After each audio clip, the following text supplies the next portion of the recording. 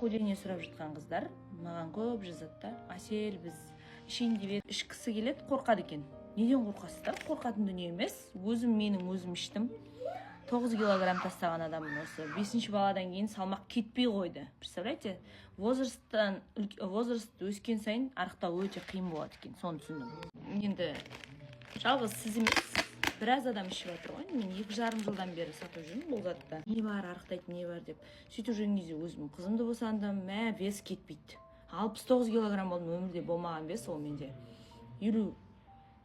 50-ден аспайтын адамбыз ғой. 55 әрі кетсем, 69 болып кеткен кезде мен вообще шок болдым. Аяқтарымда уже тамырларым жарылып, синяктар пайда болды деген сияқты да.